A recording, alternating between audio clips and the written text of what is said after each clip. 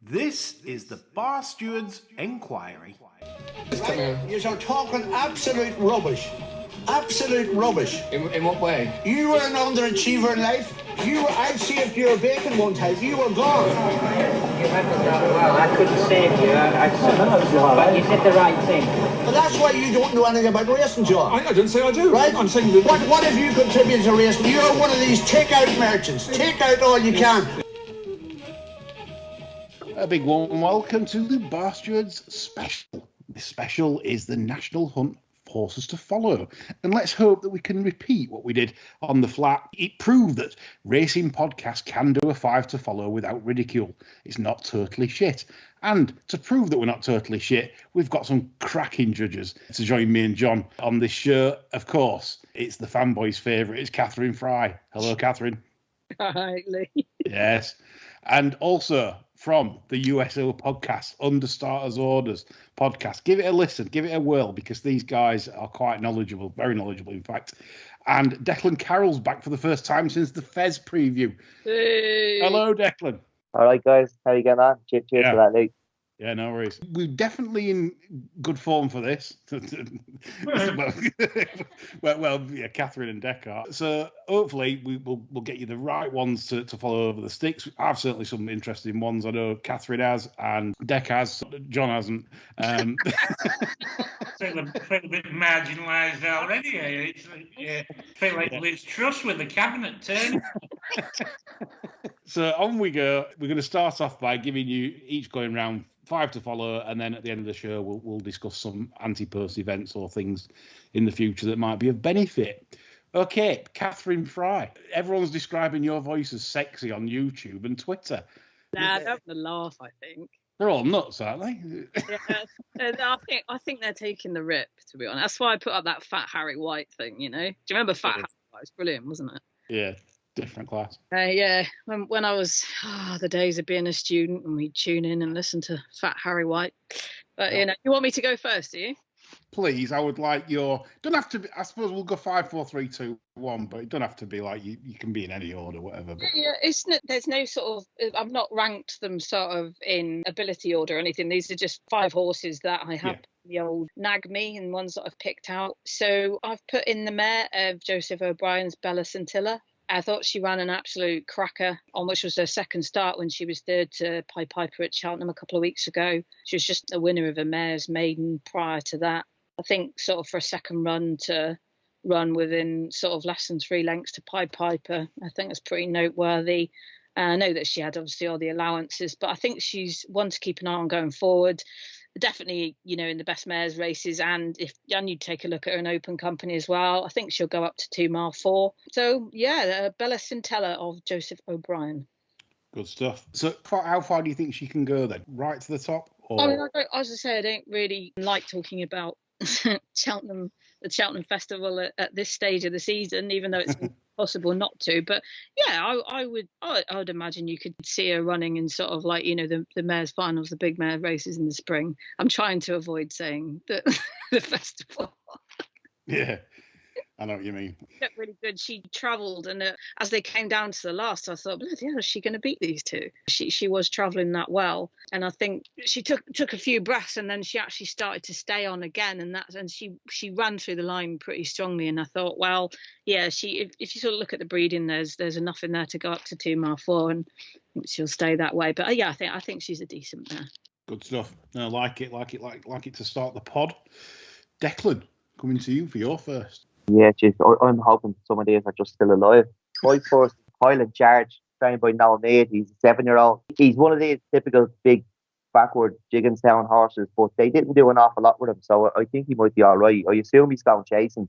He won the King Force at Naas last year, just holding off Fianna Ardanza.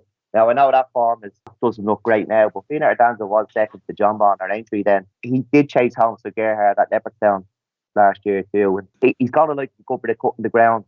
I could see him probably turning up in Limerick at Christmas in the Grade 1 novice chase. He'd really get his ground there. I wouldn't mind seeing an entry for him at Naas on the 12th in the beginner's chase. And if he went to one there, you'd have to be thinking about the Bryn Mawr. I think he's going to improve immensely over fences. Like the race at Limerick, do you see his trip at the minimum, or do you see them stepping up in trip? No, I think he'll step up. I think he'll step up. So I don't know how far he'll step up, but I could definitely see him getting the 2.5 miles at Limerick. No, it's an interesting race. But I like that, spotting a race for him further on. Yeah, is that Boxing Day or the 20? Is it Boxing Day the 27th? Boxing Day.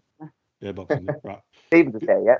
Yeah. Stephen's Day. Yeah, in Ireland for our Irish listeners. Good stuff, Declan. Thanks for that, John. Don't know why I'm here, really. Oh, John. The first one has actually run this season fairly recently, and it'll be no surprise to Lee because I flagged it up to him on Saturday. William of York of Dan Skelton's. This one was returning from a thick end of a year off when running at Wetherby on Saturday. Really took the hard pre-race, grand type, probably the pick of them type-wise in the race. As expected by the market, he had nothing more than a skull round from the back. His jumping was quite obvious. He'll probably need another couple to sharpen his jumping up, and coincidentally he'll be handicapped after another couple as well. He made good ground late on for minimal pressure, which is always good to say when you don't think they're properly wound up. I think he'll be seeing a good effect over 2 mile. So he'll definitely want some ease in the ground once he's handicapped. And if they do the job right and start him off 95-ish, I think he can win a couple at least. Good stuff, yeah. Unexposed type there, Dan Skelton's, which, yeah, he definitely wasn't at the race this Saturday and still managed to beat the favourite in the race, which was disappointing, one of Ben Paulin's. So, yeah, an interesting run indeed. Okay. I'll kick us off with Pearly Island, Lucy Wadham trains. My focus is more on the handicapping front, really, than the top class horses or what could be top class. And I just think this is thrown in when they go up in trip. It had a pipe opener at Worcester last week and ridden by Bryony Frost, who patently stopped it. She went on she went on the inside all the way around. She was the only runner to go on the inside. The entire field stayed wide, and obviously you had to be wide at Worcester to have any chance whatsoever. It was clearly just whatever to get. She probably turned up not fit because, just have a blur, 3 or 4 pound off that, maybe 113 going into that. Maybe they get down to 110. This is plenty of size about him. And I just think he's been ridden wrongly as well over an inadequate 2 miles.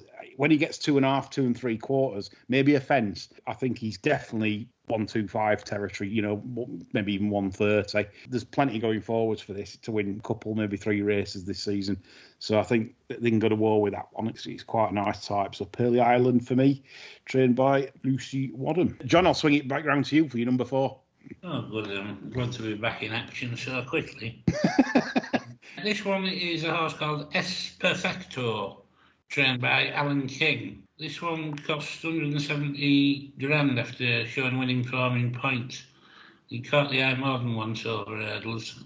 Never more so really than when making up his ground from the rear too quickly behind Brave Man's Game at Newbury. He won his next race, but he wasn't seen since, and transpires he's had a bit of leg trouble. I'm quite encouraged by the fact they've taken the time and not rushed him back.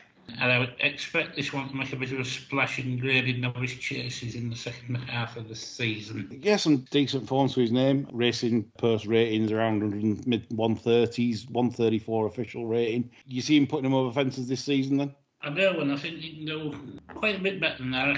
I can see him going high 140s of the big black ones. Good stuff. Can you say that these days, John? Well, I just have. Make it everything out. Cracking stuff. I'm sure anything he's done over hurdles was a bonus. I'll be the first one to get that. Yay! S Perfecto for John, for King Kong. Good stuff, John. I'm moving on to Declan for your 4th. Daily Present, trained by Paul Nolan. He's only a 5-year-old. He was quite a decent novice hurdler, and he's very different to Highland Charge. He's probably going to like good ground. He showed a really good attitude to beat Braun at Navan last season, and Braun's form ties in really well with the likes of Flame Bear and Touchstone Warrior, who are definitely 2 horses to follow. He was pulled up at Punchestown in the Grade 1 3-mile novice hurdle, but a lot of races at Punchestown you can just put a line through, or you can help your argument sometimes, but a lot of horses are over the top. You'd expect him to go chasing, and if he did, I think he could be high class. He'd probably end up at Leopardstown at Christmas in the 3-mile Grade 1 chase, but he is only 5 and he could keep him over hurdles. I think he'd be competitive wherever he go. I do hope he goes over fences rather than staying over hurdles, because I don't think he's going to compete with the likes of Florian Porter. He'll have much more opportunities over fences. Interesting profile, really. You know, like you said, when he's lightly raced and what he's done so far, there's plenty to like. So do you think the Punchestown run behind the nice guy, that was biting off more than they could chew, do you think, the last run?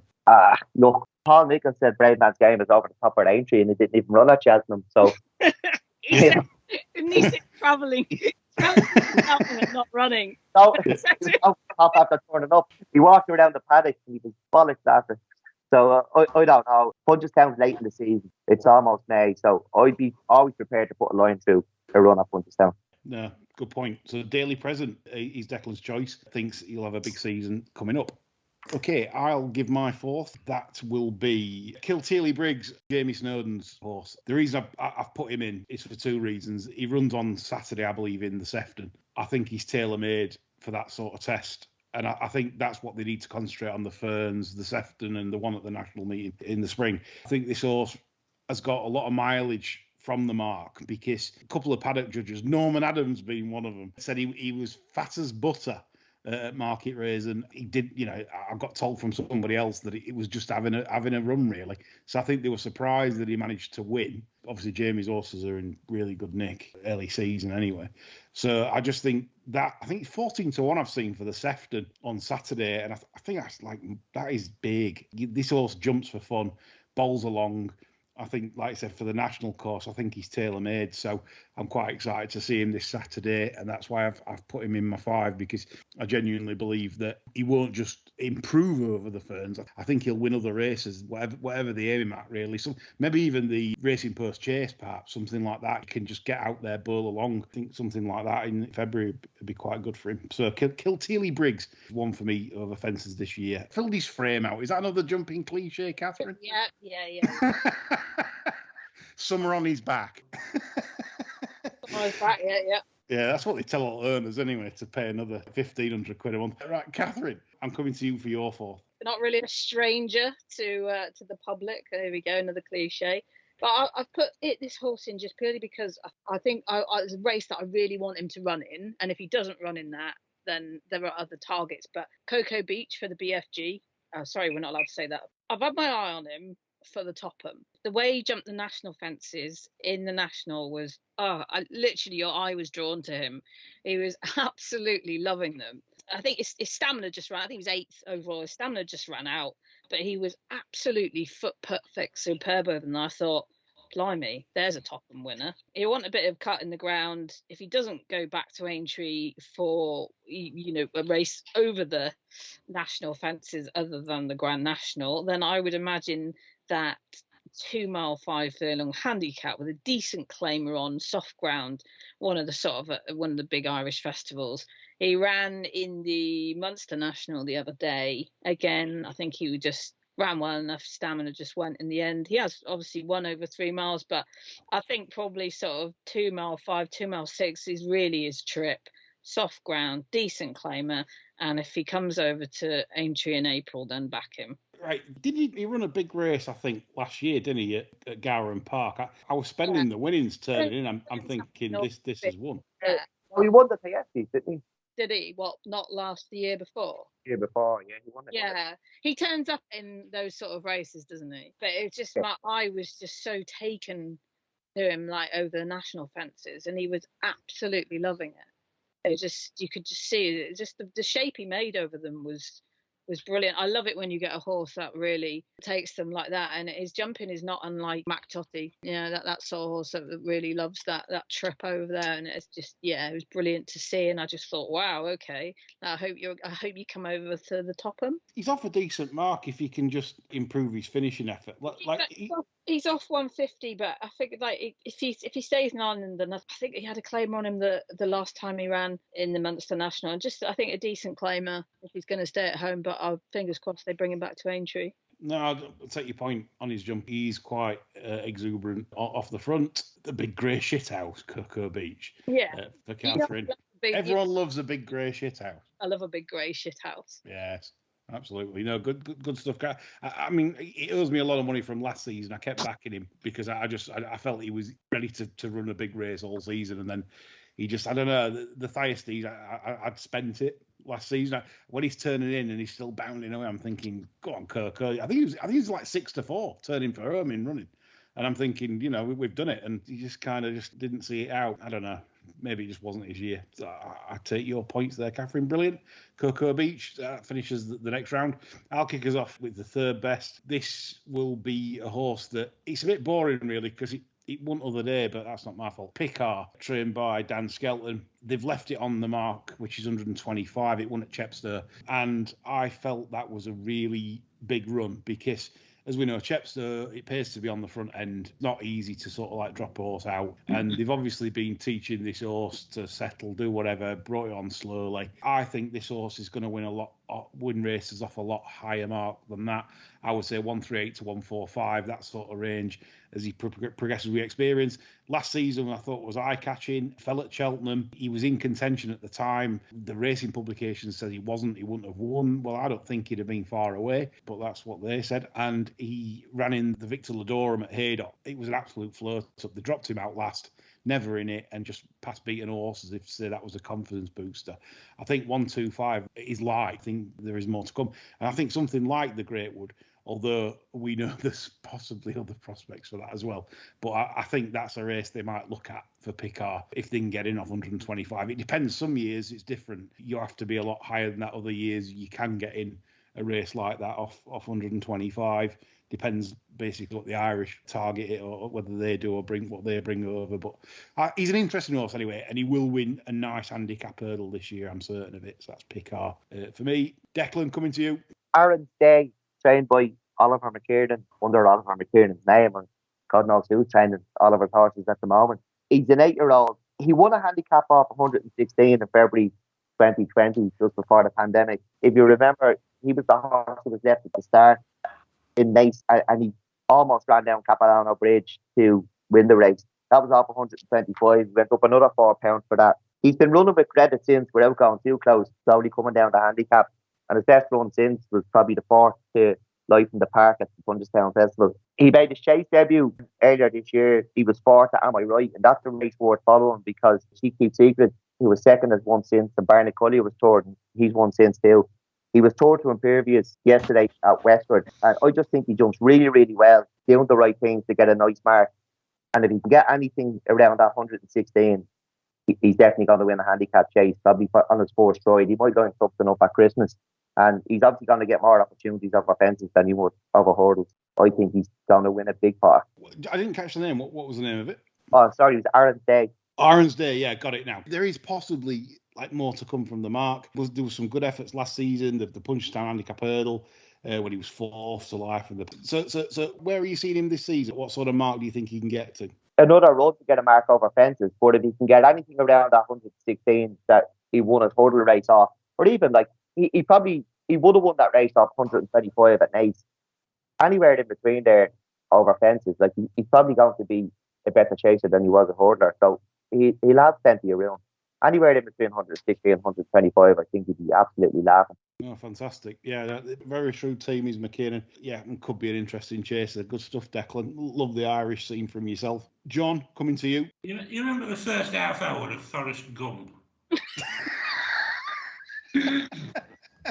Everybody thought it was a bit slow, and he got pelters off everybody, didn't he? I mean, somebody even tried to run him over in a truck. and until they found out he could run. This horse kind of reminds me of Forrest Gump in a lot of ways. And this is O'Toole, trained by Stuart Crawford.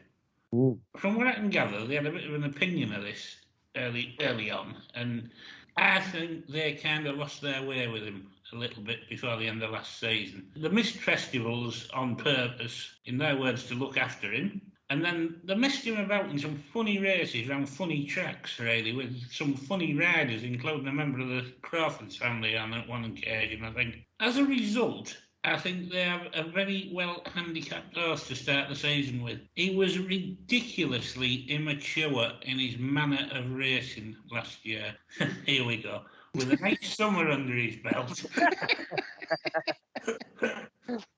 He has the world as his lobster, so to speak, especially off a very sporting mark of 124, which I think will prove to be extremely reasonable. Good stuff. No, I like it. Like your reasons. Yeah, an interesting runner there from Crawford. Maniers. The Maniers. What do you think for the Manier? The Manier and Isaac Swade. Arsehole. Terrible arsehole. Was it them, Cathryn, that took one to the abattoir? Like, yeah, Vita de Rock. And they're like, Okay. oh. And old BFG says, Gordon Elliott says, sorry, I didn't know where he went. So, you have a horse like Vita de Rock. He won a really nice race at Cheltenham. And you have a horse like that and you sell it on, or the horse leaves your care and you don't want to know where it goes, know what it does. Why would you not put on their passport, if this horse ever finds itself without a home, please contact? They're just a pair of absolute arseholes. Compounded with that was the absolute pure disgrace of If the Cap Fits at Aintree. Selling them to the owners. I don't know why David Pipe fucks around with those. They just run the horses every day of the week. If the Cap Fits clearly doesn't like fences, let's take him to a really stiff jumping track. And then that happens. They don't fucking deserve the horses. I'm sorry. They're a disgrace.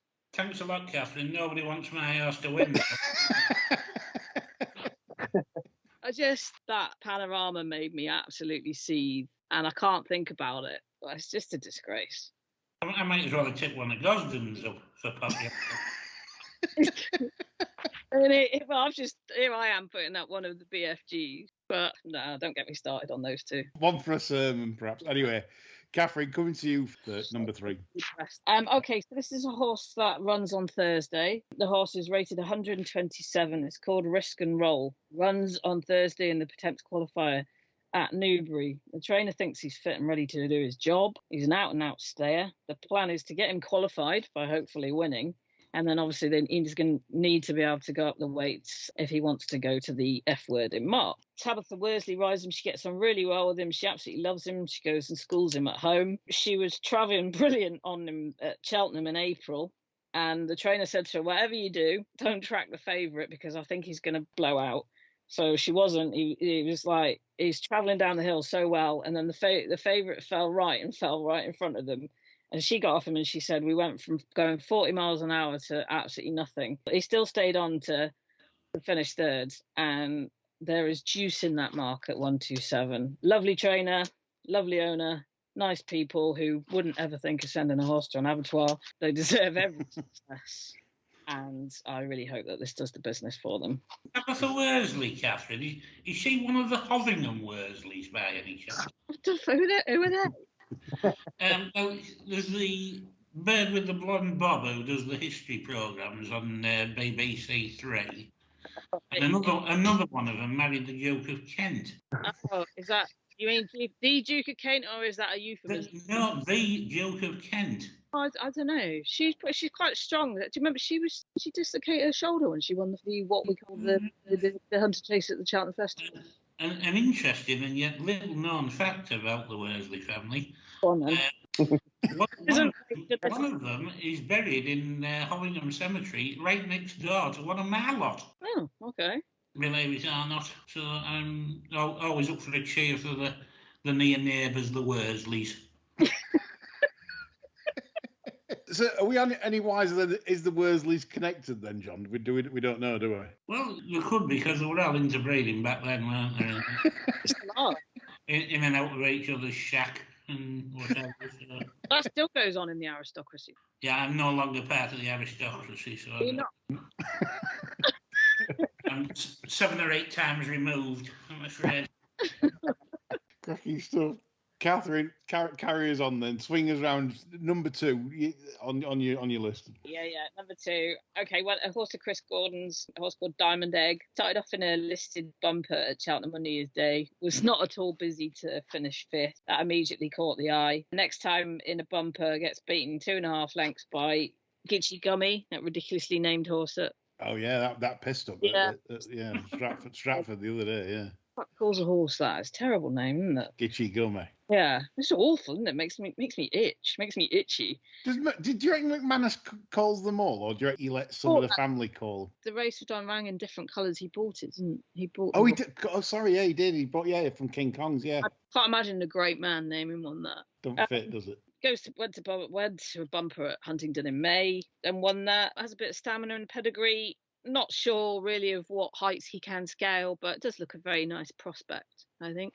So there you go, a bit of national hunt bingo there. Very nice prospect. And I thought I'd pop him in the old 5 to follow. Yes, Dominic. So hopefully he'll come out and make a fantastic hurdle. He'll probably turn up at Plumpton. It's going to be something like that, yeah. Yeah, turn up at Plumpton and open up at 5 to 4, go out to 5 to 2, and have the old flirt. the South Coast Mafia, as I call them, the Gordon lot. I mean, whenever you get a race at Plumpton and you've got Chris Gordon, Gary Moore, and all that lot in it, honestly, it's like writing your own results with that lot. Like you go to Fosslas or Chepstow, isn't it? Yeah, it's the same with the Welsh. Yeah, you got Evan Williams, Christian Williams, Bowen, that other bent one, Jeffries. Shut the racing post and go and have a good soak. Instead, I'll go and have a shit. Exactly, yeah. It's one of my advice. When you see the red mist, you might be struggling on a day, doing your bollocks. Go and have a shit. It cheers you up. Read a magazine or something for 5 minutes. It works. Definitely helps getting up out your office chair and just walking around. I do love it. Cathryn's diamond egg kicks us off. Okay, we come to Deck again. Yeah, this is a bit of an odd one. I actually don't know where I found them. We've all been caught, all one word, trained by Nigel Twiston Davis. He's only a 5-year-old.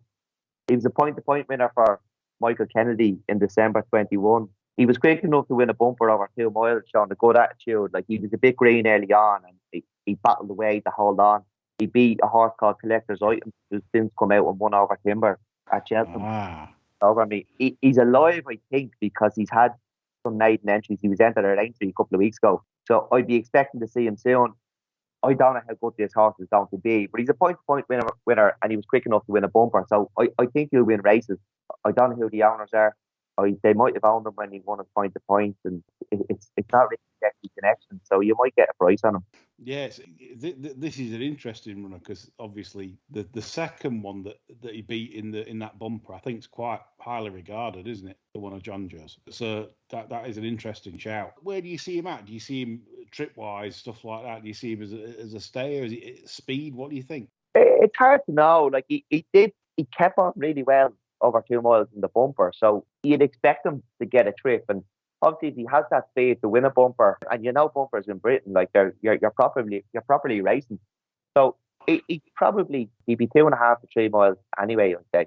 I don't think he'd be over the minimum trip. I'd say be anywhere between 2.5 to 3. It's interesting what they say about him, or Nigel says about him. Says we bought him as a Gold Cup horse. so I mean, he's very similar to Imperial Commander. He says that about every horse. I know, well, he's drunk. He's like me half at the time, talks absolute ramble. And that's it, when you've been in the pub and then come back and then Racing Post have rang up for a quote. That's it, isn't it? We've all been there. So that's good. So We've All Been Caught is the horse. Nigel Twiston Davis, good choice, that Declan. The reason I'm going to go next is because my one is Collector's Item. Oh. Yes. This horse, I think he's going to end up top class, mainly because of his attitude. It's quite rare to see horses in national hunt racing with attitudes as good as this. The Chepstow, I've watched the point-to-point and I watched the bumper run, and I did feel that Nigel's had a better trip than Collector's Item. Collector's Item was given a lot to do by John Jr., who we love, of course, but given a lot to do, and basically he couldn't pull back your follower. And then he turned up at Chepstow yet again. They ran him at 2 miles, and I couldn't understand. Well, I get why they ran him at 2 miles when they want 3.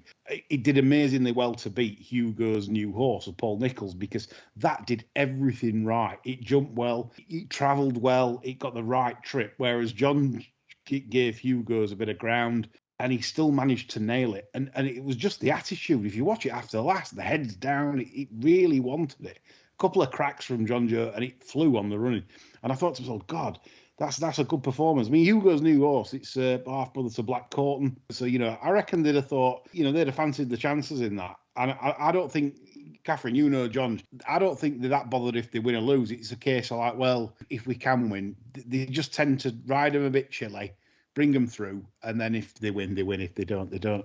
And I was so impressed with this. Really good attitude. I think it goes all the way to the top when they send it up in trip. It's a really nice horse. Like I said, attitude, I think, is a lot in jumps racing where you get horses that just get a bit soft, don't fancy it. And I think this has got it all. It really wants it. Like Clubber Lang, like pain. Yeah,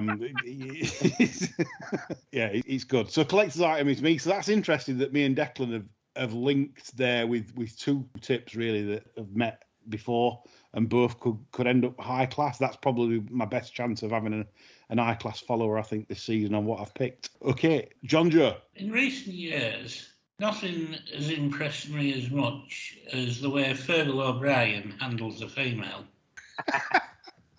and that is the reasoning for this inclusion, which is a 4-year-old mare called Poetic Music, who went to the festival, believe it or not, unbeaten in bumpers, and did really, really well in the champion bumper, running on lovely from the rear, up the hill, in what I think is always a very fair test for a bumper horse. I like to see a horse finish off well in that race. Usually throws up decent sorts, and needless to say, as a 4-year-old running in that, and a mare, to finish fifth was exceptionally good, I thought. This one's already entered up, and she's actually declared to run on Thursday. I would expect her to win on Thursday and take fairly high rank amongst the stable's novice hurdlers this year. Yeah, there were a couple of times she made Paddy Brennan look good. Yeah. For the first two starts, I thought were incredibly, like you said, John, and then going for the bumper. Yeah, which I thought was ridiculous at the time. I thought he'd taken leave of his senses, but again, he showed his intuition with females. And, got a tremendous performance over it, I thought. Fantastic. That went off 25 minutes late because everyone was standing around looking at fucking puddles. That was a false patch rubbish, weren't it? When the Irish run Gowran Park and it's like a minute and 27 seconds slow for a 2-mile race. They're just not bothered. I just had enough of the Wednesday by then. And I thought, right, well, put the headphones on. And I'd actually walked because of the utter fuck up with the traffic on the Tuesday. I'd actually walked and I thought, all right, put the headphones in. I'll watch the bumper on my phone on the way home. But why I was laughing my head off walking down the road was just Jane Mangan was brilliant. She was almost like saying, just fucking run the race. I was like, I hear you, Jane. I'm with you. Like it was just embarrassment, just major embarrassment from the. You were going to run it as well, didn't you? That was the thing. It was just like, just fucking get on with it. Just stop being so trying to fucking pander to the woke brigade. Just get on with it. But that's the thing though. Like they interviewed Willie Mullins as well, ITV, and Willie's just suddenly say, "Well, I don't know what they're on about really, but." Isn't it like one puddle? That the thing is that bit that area. When we have a downpour of rain, that one particular area always turns into a puddle. It was nothing new. They were going on like a fucking spacecraft had landed in the middle of the course. Like it was just absolutely ridiculous. It was just yet another embarrassment for British jumps racing. Some horses train on the beach. No, some horses actually train on the beach. One year at Punchestown, when Champagne Field won the bumper at Punchestown, half the track was underwater.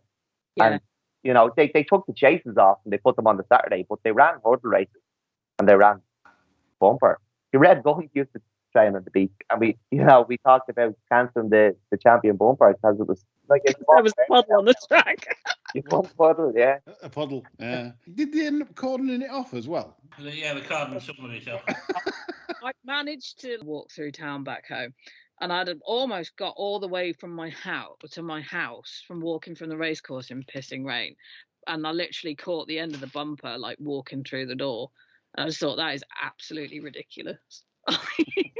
Good jogging your memory. I'd forgot totally about that. Yeah. Right, on to the last ones of our 5 now. John, you can swing it back round again with your best, please. This is probably classed as a fairly obvious one, but I think this will make A this year. This is Redemption Day, Willie Mullins. Went to the champion bumper off one run, found it all too much horse, really. Despite being well back once the rains came, but he bounced back in spectacular fashion at Punchestown, beating the very solid yardstick in American Mike into third when he was second to Facile Vega. While he's not going to be missed by the Bolties, I think this one will be a type to rack up a few wins in proper winter ground. So I think it'll be an interesting one to follow anyway. Yeah. Do you think this is like sort of going to be like good. I think it'd be a real good one? Yeah, on shit ground. Yeah, so shit ground for John's very best, Redemption Day. He is out for the season, though, isn't he? Yeah. I didn't dream that. Is he? Is he out for the season? I think he's out for the season, yeah. I was at Leopardstown the day he won his bumper, and he went by the post. Like, I don't know what he was fed that morning. But I'll check that out there. Right, so that's brilliant. The only show where we give you one that's out for the season. Yeah, it's been confirmed. With this horse. The producer, you can't lose back in this horse this season. Redemption Day. Which I was got time, mate. Which one? James's Gate was out for the season. I didn't know Redemption Day was out for. I'm fairly certain I seen he was out for the season. Okay. Because I really like him. He went by the post. He went by the line that day at Leopardstown. You know when they're on the way to the start and the jockey has a double handful and the head's up in the air. Like he went by the, I don't know what he ate that morning, but he went by the line. Now, and I'd have to be thinking, if it looks unnatural, it's probably unnatural, and this looks very unnatural. So I really fancied him come the spring festivals, and I think Jody actually gave him a good ride, but at Punchestown, but Castle Vegas was just too good. But I've never seen a horse cross the line. Have a look at the back, the way he did at Leopardstown at Christmas. It was on the 28th. I got it here. I'm just seeing if he is out. I can't see any news that he is out. Yeah, he is. 24th of October, Sporting Life. The producers dug up the article. So that'll carry forward into the 2024 jump season. Bear it in mind. No, I like that one, John, though. At least, it's something for the long term. It's the slow burner, that one. Fantastic. Yeah, I love it. Okay, I'll go next, so the best two can go last. I think this is my best one. Ready Steady Burr of Lucinda Russell's. I think this has got a lot of potential over fences this year. It impressed me when it won a Haydock Novice last season because it had to make a lot of ground up in heavy ground, and I did feel that it did ever so well to win in very testing conditions, and that was over 3 miles. So the horse made its reappearance this season at Ayr in a 2.5 mile chase. Now, that 2.5 mile chase was such an inadequate test. They went very slowly. I just couldn't believe what I saw, really, because I thought that horse has got no right. I actually laid the horse because I thought the horse has got no right to be competitive over 2.5 miles, given profile that he does want an absolute slog. And yet he didn't go off far to winning it. And I think there's so much potential here. I think this is going to be a 130, 140 chase. It's got a chase mark of 113.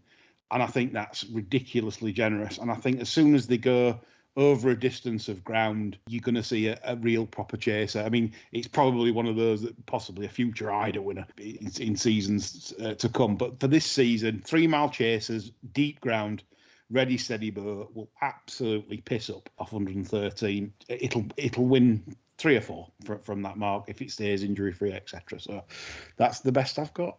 Okay, to the best 2 now. The Hider, is that the 4 mile chase at Newcastle? Yeah. It's the race that takes about 14 minutes to run usually. Yeah. I've never heard anyone. Nobody's ever bought a future Hider winner, have they? Ida. We like a good Ida, don't we, John? We certainly do. Yeah, I mean, look, he's one of them. He's an absolute grinder, and excited for this horse because I do think he's got all the attributes to go right up the ladder. It jumps well as well. Really good shape over fences. Ready, Steady Burr for me. Cathryn? I'm putting a line through Saturday because I don't believe that is probably the true nature of this horse's ability. This is any harm in asking. Now, so we'll get into the great word on 137. If you were looking at last year's weights, that would put him around 11, 11.2. I think we might just see a different horse in a couple of weeks' time. Yeah. Do you think the race at Ascot, he sort of either blew up or just wasn't off, or both? Bit of both. Yeah. He just didn't finish it off at all. Yeah, I mean, what was quite interesting was watching the market in the last sort of 20 minutes before the race. Betfair tells you everything you need to know, doesn't it, really? And I genuinely think that they expected poor old Broomfield to win it. I genuinely think, and obviously he went off favourite, which he had done before, but obviously he'd had a few problems with poor old Devil. I just think that it was a combination of being not fully wound up and not off, to be honest. Yeah. Whatever happened at Ascot Saturday, we know from last season he's got serious gears. And like I said, we both said, didn't we? I mean, that could have been a thing to get just another couple of pounds off. He's about 135 for the Great Wood instead of 137. Yeah, didn't he get dropped a pound? Hasn't he been dropped for? Yeah. Is that what it is? 136. It's not bad. Not bad for nothing. So yeah, it's going to be around the 11.2. I think you'll know as soon as they jump off. I think you'll just, with a bit of luck, we might see a very different horse. Yeah, especially with stronger market vibes, maybe. Yeah, and I had to put him. I had to put him in. Because what that outfit. Look who owns him. Yeah, somebody said to us on Twitter the other day, it was really funny. So, do they sit round the breakfast table, or are we going today? And then someone replied for the John Joe yard, and then said depends who rings up. They're just waiting for. Yeah, I think people that listen to this podcast, they don't need me to spill it out, do they? No, we've all worked it out. But yeah, so Cathryn, any harm in asking for the Big John's team? Is it Gay Smith that owns that? Yeah. Gay Smith, long-term patron of the game. Don't know how savage she is. Do you think Gay Smith takes money out of the exchanges? I mean, too pissed to do it. John, didn't you say one of Stout's former owners, like big owners, used to take money out of Betfair? No, Stout. I'm sure someone told me a story that the Rothschilds, he used to love. God, no, he used to bet me 50 quid. There was somebody that told me that one of them, I might have got this wrong, but they were a big Stout owner, right? He used to go racing, and if he knew that his horse were there for a run, he'd take 200 or 300 quid out to pay for champagne and Eckies. Worth millions, but would still take 200 or 300 in the glory days, when you could on bet. Yeah, I think it could be just another. I think it was when Insatiable, I think it won the Asia Cup. I think Sir Edwin de Rothschild had about 50 quid on it. And practically creamed his pants. Yeah, he's probably a load of shit, but I mean, you get told all sorts. I'm sure that someone said that they take a few quid out, but anyway, I'll come to Declan. Last but not least, certainly not least, Declan. Final one. Broomfield Hall, Philip Dempsey. She's a 7-year-old. She finished last season by out battling Gin Coco of Harry Fry. Now, to be honest, I think Gin Coco, that was his third start. It was a very competitive handicap hurdle at Punchestown. I think it could be a bet in the Great Wood. He's won recently at Newton Abbey. Probably hasn't gone up the handicap. He won long odds on. He's very unexposed, but he couldn't live with the Battle of Broomfield Hall, Punchestown. On her chase debut, she travelled like the best horse in the race, but she made a mistake at the tour last and came to an absolute standstill. But when she reeled them back in and she went to the front, but she nearly pulled herself up at the last, and she just wasn't doing a tap in front then. And one of the guards came and put it up to her, and she just kept her head in front. I don't know how good she could be. And like with Highland Charge and Daily Present, like if they're not going to go and win beginners' chases and go and challenge for Grade 1 novice chases, they'll win handicaps. And I don't know where they go with her. Did she go to the Mayor's Chase at Cheltenham? She might be good enough. But if she doesn't, she's definitely going to turn up in handicaps in the spring. If she hasn't won too many more races, she'd be well handicapped as a novice. Yeah, you'd love 10 of these in your stable, wouldn't you? Like a mare that out of her 12 starts under rules, like 10 in the frame, 4 wins. I mean, she obviously loves the game, loves it. The last 3 wins says that. It's interesting where they go. Like you said, do they go the chase route? But they've got that option at least. They can switch back to hurdles. Obviously, a marker 1, 2, 3, which still seems exploitable. What about ground wise? Do you think she's better on more top of the ground or can handle anything? Yeah, she probably handle anything. But like looking at her, like she was good at punches down. I know the other horse, Harry Fry's horse, was quite inexperienced, but they punted the ears off him that day, and she just showed such a good attitude. And the performance at Fairy House can be upgraded a lot. She literally wasn't doing a tap in front. And I know Gordon came enough to beat her, but when you think back to the tour last, she lost an awful lot of ground, reeled them in, nearly pulled herself up at the last. Like it was, I took a lot from the performance. I think she could be really, really good over fences. And I don't know, like I don't know how much that Mare's Chase is worth, but everyone wants to win her at Cheltenham, don't they? So I'd be going down the handicap route with her. Like I'd be eyeing up something really juicy, having a big punt on her rather than running that race.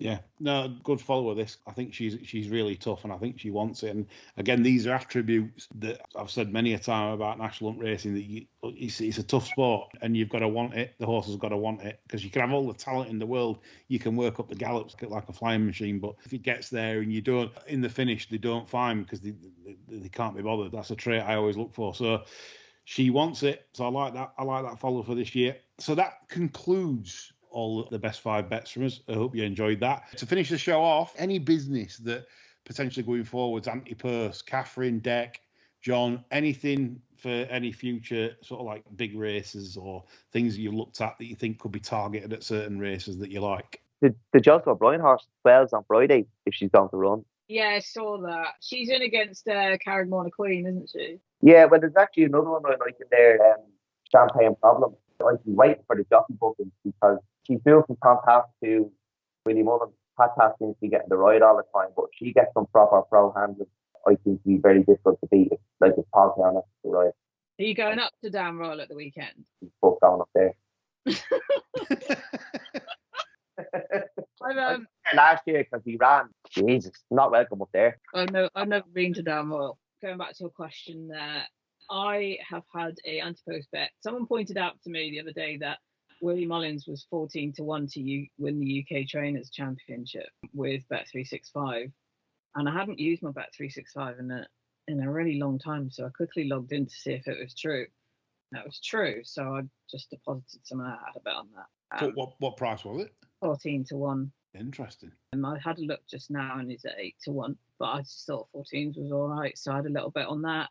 I do think Allaho will win the King George all day long, and I quite fancy our old friend Franco de Port for the Hennessy, 25-1 at the moment. Yeah, I concur on the King George. I think Allaho is a very good bet. I think I've seen 9-4. Yeah, 9-4 is a good price. I think the race will probably cut up.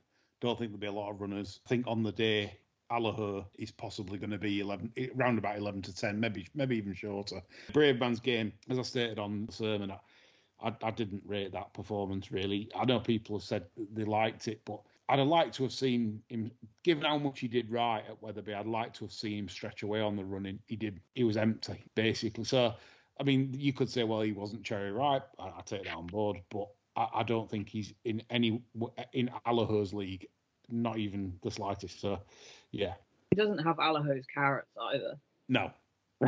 We love a bit of Irish carrots now and again. The one that Mick Winters had when it won that handicap chase. Chatham Street. Yeah, they're the best ones I've ever seen. That horse nearly crashed through fence at top of hill. You know. Every night. I think Brave Man's Game, every time he jumps a fence, people are the best jumper I've ever seen. Like, I don't think he's done anything extraordinary. And like, if I was looking, I wonder would Master McShee get an entry in the King George, because I'd back him if he did. I think he's very underrated. And obviously, you know, he's basically a pet at home. You know, a farmer's training him. I think he's going to get any price you want on him. I'd actually have an anti-post bet on him for the Gold Cup. I don't know whether he gave him a scare, but he chased Gallopin Tom twice last year. He got him off the bridle at Epperstown in the Power Gold Cup at Fairly House. He did bleed before, but they seem to have sorted out that issue. I don't know if that's Magic Carrots that sorted out. It says, but, you know, he doesn't come from a big stable, so I just think he's a really, really good horse. He's 66 for the Gold Cup. There's worse bets out there, like the Brave Man's gain is probably nearly single figures, is he? And he hasn't got a hope of it. Jack, I have a question that maybe will ask you for the listeners as well. A good ground Gold Cup, would you give Hewitt a chance? He's going to lay off the gargle a bit, wouldn't he? Do you know what? He has the pace to win a Galway. Well, I don't know whether pace is the right word, but he can win a Galway play. Yeah. And he obviously said he's a lot more ingredient than a lot more of them do to win a Gold Cup, because the Gold Cup's obviously 3-2.5. It's a 3 mile chase. But he does need to prove that, and unfortunately we won't find this out until the Gold Cup, that he's just not a high-end handicapper. He's beaten inferior horses and he can carry weight, but he needs to prove he can step up into Grade 1 company. There's definitely worse ones out there. I'd prefer to back El Barra though in the Gold Cup, and he's 66s as well. I think El Barra, Paul ran up the end of a loose horse in the Galway plate, and I think if he'd done that, he didn't do that, he might have won the race. Obviously, there's a bit of a love affair with Hewitt at the moment, and now he's on the scoops as well, which... Yeah.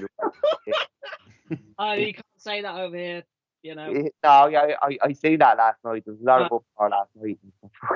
You know, someone needs to tell these horse experts that horses can't be sick. I know, I looked at the video and I thought, there's no way Shark would fucking forcefully dunk like, I know Shark. I know he wouldn't forcefully dunk the horse's head in the pint.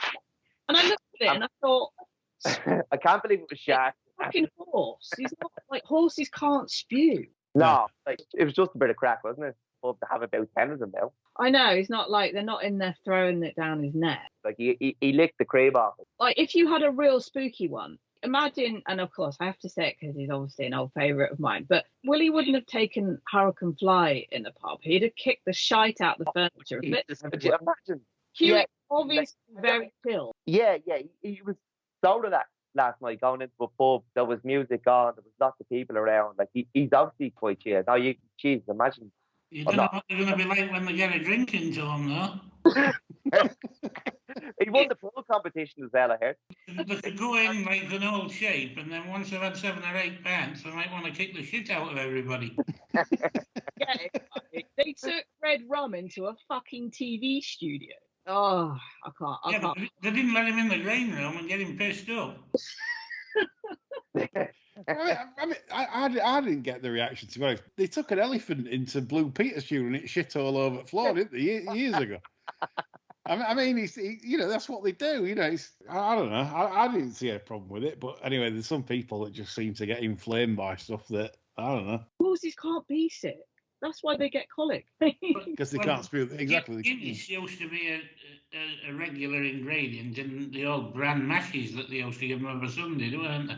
Yeah. Euler used to have a bran mash with Guinness. But when you had a baby in the kiln, like the mother was given... Yeah, Guinness. Yeah. Yeah, a bottle of Guinness straight away. Get that into you. Home. Yeah. Get the dinner on. You know what? Basically, to get the dinner on. Fuck off. Basically. Poor people. Sorry, but I'll throw my daughter now. I had hardly any blood left in my body. And when I was in rehabilitation from that, the doctor was telling me to eat like steak every day, raw spinach on top, and he's like, and drink a pint of Guinness with it. Like, they still tell you to drink it. I was like, well, I don't really like Guinness poured in this country because they fuck it up. Anyway, I'm not exactly going to be in a pub anyway, am I? I said it on Twitter a couple of weeks ago. The death knell is sounding for British National Hunt Racing. Soon enough, you guys will have the Cheltenham Festival at the Dublin Racing Festival. And you know what? Good luck to you guys. You know, you deserve it. The national hunt scene in the UK is becoming an absolute disgrace. Cheltenham's like a fucking nightclub. Every day of the week you go now. The showcase meeting. Don't get me started. How can you complain? You got students eyeing you up. Students galore. Like you said to me, you were eyeing one up, and you loving it. Yeah, the 5 fanboys had turned out in force. No, the students were in the best mate. They were 5,000 students into the best mate enclosure, and we were trying to do our like roundup of the day on air, and all you could hear in the background was. Right, so we've sorted the King George out. Dick, you agree with Allaho, don't you, for King George? Oh, look, I think it'd be very difficult to beat. Like, we talked about running him over 2 miles. And speed horse. He's going to handle the early pace, and he's a better horse than Brave Man's Game, let's be honest. But if it was going to have an anti-pose there, if you could get a price on Master McShea, he might go to Leopardstown, though. But it'd be difficult to see Allaho being beat, yeah. The big question on like bloggers' lip this season, and most people, is Constitution Hill and your lovely Cathryn Honeysuckle, which obviously your lovely daughter Daisy cheers Honeysuckle. How are you going to feel if Constitution Hill gives a kind of whoop ass to Honeysuckle this year? Isn't it? It is what it is. I think in my head, Constitution Hill shapes to me like he's going to be more of a stayer. There's a lot of things. You can go back to the Supreme, and the pace absolutely fell apart with the fall of Dysart. And I keep going back to that in my head. I'm not saying that he's not an exceptional horse. He is. And bring on the clash, because, look, I'm a 3-day festival purist. I want to see the best horses run against each other. But I don't know. Something in my head tells me he's not a champion hurdler. It's a bit like, do you remember when French Holly went for the champion hurdle? Yeah. Yeah, I mean, French Holly, brilliant horse. I kind of have him in, to me, he looks like that, more like that type of horse. Yeah, I don't know. If he can beat both Honeysuckle and Epatante, I think Epatante is actually better now than when she won a champion hurdle. Yeah, if he can give both of them, the 7, then fair enough. But I just don't know. And it's not just because I absolutely adore Honeysuckle. I just don't know. To me, he doesn't look like a champion herder. It's like when BFG was waffling on the other day about Pied Piper being a champion hurdler. Well, not yet. Maybe next year. Look, he's very straightforward. He hurdles very well, and he was on about comparisons to Catchit. But I think Catchit won a champion hurdler in a very ordinary year, because obviously what happened to Sizing Europe, I think Sizing Europe would have won that year. And Catchit, I loved little Catchit, who was brilliant. But I think he got a lucky one there. Yeah, Pied Piper, no. Well, so he's got to get up to 170. And then be able to give Honeysuckle £7. I don't see it. No chance. What's Honeysuckle rated? Oh, yeah, 165. 165. I actually think the way Vauban hurdled at Punchestown, yeah. I thought he looked like a proper hurdler. I was looking at what would be a 5-year-old to beat Honeysuckle. It would be Vauban. Yeah. Reminds me of the Fly. He really does, the way he hurdles. Yeah, it was lovely at Punchestown. Constitution Hill, there was definitely a pace collapse. Like the ride on John Bond to go and take on this absolute lunatic. And then be left in front coming down to the bottom of the hill. Look, we don't know how good the novices are yet. It's like you never know how good a Derby is until they hit open company. It's the same with the Supreme. We've absolutely no idea how good these novices are, but we have a horse with a super rating. Maybe we'll go on to deserve the rating, but at the moment, he's only beat his stablemate. Dysart Dynamo fell and was basically, he was pulled up, wasn't he, at Punchestown? Now, I know you probably forgive that.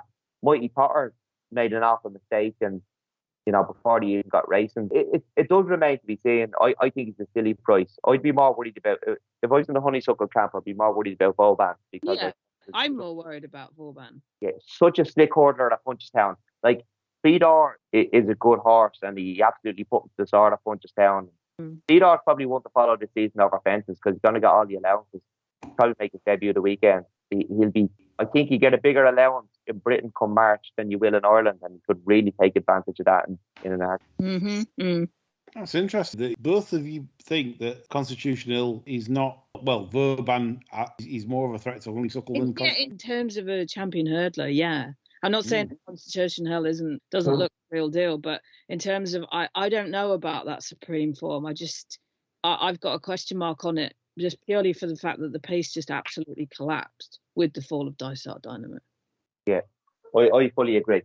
You don't know until they get open company. And to be honest, I'd be disgusted if I owned Constitution Hill, because you've got this silly rating and you should be going, sure, we'll just go to the Greatwood. And you can't go to the Greatwood now because Capper wants to stroke his own ego. And not to give out these silly ratings and say, well, I done that. And you're going, well, I want to win a fucking handicap here because it's my first run out in novice company, and I should be well in. But you're not at fucking 170, wherever he is. Is it? I do take your cases on board. Only one thing I would say is the Sandown Novice Hurdle win when he beat My Eye. That's pretty strong. But again, look at the conditions of the race and the Sandown Hill. And I know you have to stay that little bit extra. You look at the champion hurdlers over the course, you can go right back, and to be a champion hurdler at Cheltenham, you need to be able to stay 2 mile 4 at least. to me, Constitution Hill doesn't. He's looking like he's going to be a better chaser than he is a hurdler. I know that sounds a little bit ridiculous at this stage, but he has been given a ridiculous, right? Totally concur with what Deck is saying. Yeah, it would have been brilliant to see him turn up in a Great Wood. Yeah, I mean, ages ago, that's what used to happen. I'd say, I'd tell you straight if I thought the points were rubbish, but you do actually make a good point about the pace in the champion. That was key, wasn't it? And that's possibly not talked about as much as because of the impressive nature of the win and how he just bounded clear. It's not going to be talked about in the mainstream racing, but they just want to blow smoke up Nicky's. Oh, look, and we've got this massive fucking hope to take on. He threw another 2 inches during the summer.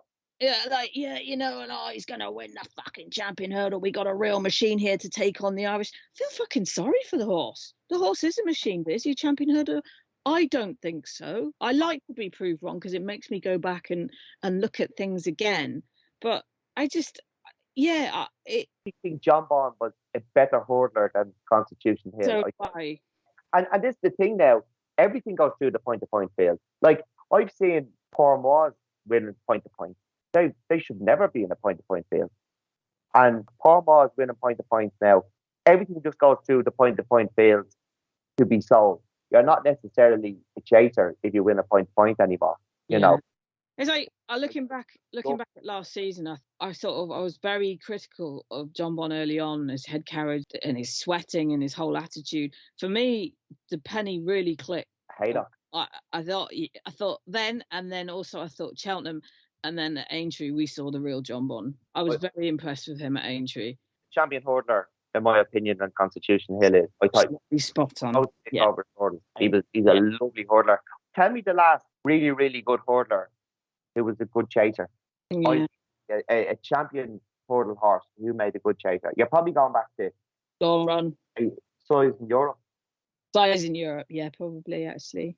Yeah. No, there many more who've been, top class hurdlers who made top class chasers.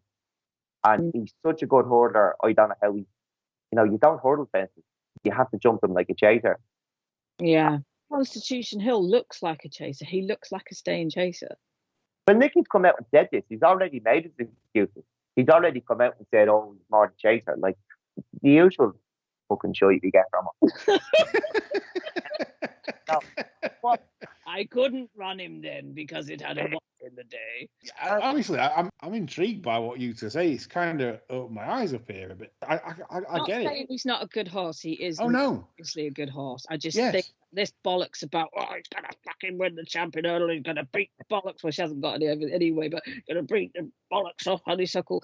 Nah. I like this analysis. I do. I think it's food for thought. You're not going to hear it, are you, many places, because it's all about blowing smoke up people's arse. Yeah. Smoke and mirrors and all this shite. That's all it is, and it just gets right on my tip. So we're going to take on Honeysuckle at Punchestown. And yes. And then it didn't happen. And she just turns up every fucking time. Yeah, she just keeps turning up. She turns up at Punchestown and she still wins well. And you can tell she's a tired horse by the time it comes to Punchestown. Yes, absolutely. You know what? Ruby got asked a question about her at the weekend, and I think it was either Dave Nevison or Angus that asked it, and it's basically querying that she's not that good.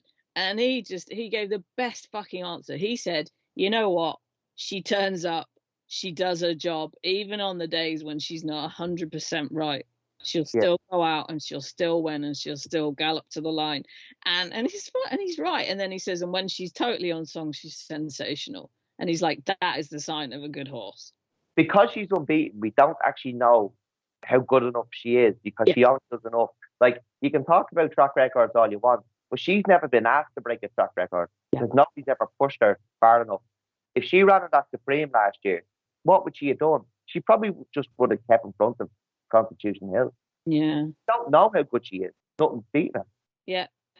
Love it. No, absolutely love it, you two. I think that's certainly opened my eyes listening to you two on that, because it's things that I've possibly forgotten, like say the pace of the Cheltenham race, and quite like Cathryn, you see him as more of a staying type, a future chaser. Sorry for him, because he's already been touted as a champion hurdler, and then if he doesn't win the champion hurdler, he'll be like, oh, load of crap. Oh, he's a load of crap. You know what I mean? Because that's how it goes over here. But he'll have weeks of the season that he could have been doing over fences. The Gold Cup till he's fucking 9 or something. Like, I know he's young enough, but if he's a chaser, show him a fence. Don't be wasting time on the hurdle route and taking on hurdlers. But John Bond should probably never see a fence. No. In my opinion. Because if you're slicking up over hurdles like he is, like Envoy Allen, I think, was a sensational hurdler, and he went chasing because he was a point-to-pointer. But he won a 2.5 mile point-to-point at Park Rush. Like I think it's the only 2.5 mile point-to-point. And point-to-point fences are small, they're not steeplechase fences. He should have. I'd have gone down the champion hurdle route with him. Yeah. I think that last jump in the Ballymore or whatever it's called at the time, he went from a length down to a length ahead. Yeah. He was better than the chaser, in my opinion. But also, you just got to. If Constitution Hill had been mine, he would have gone to the Ballymore. I think that I don't know. I've got serious question marks about the form of the Supreme, and that's not crabbing him at all. I think he's a great horse. I just think he's just being aimed at the wrong prizes. I like this thing. I do, because especially when it's market leaders with that sort of reputation, because like bloggers going to be all over it. There's people already on Twitter saying Constitutional's going to destroy Honeysuckle. But that's because the media lead that though as well. Jesus Christ, the lads of the Racing Post didn't even know who fucking Ben Harvey was. Yeah. Oh, what was this horse since I was shown? Well, he's already won a race at Cheltenham. Oh, has he? Has he? Oh. So anything else that we've got for later in the season? Any big race targets? If not, we can end the show. Early days. Yeah, it is. It's early to make predictions, but I love the chat on Constitution Hill, which you won't get on other podcasts from Declan and Cathryn. I thought that was really good. Really, really good. Hope you enjoyed it. Giving you 5 to follow each. That's 20 selections for the jump season. And 19. The producers just 19. John's like, yeah, cheers for that, Joe. Absolute quality. So, hope you enjoyed the show, and hope it brings you plenty of winners and profit and benefits us also. That's all from me, Declan, Cathryn, and John. Bye for now.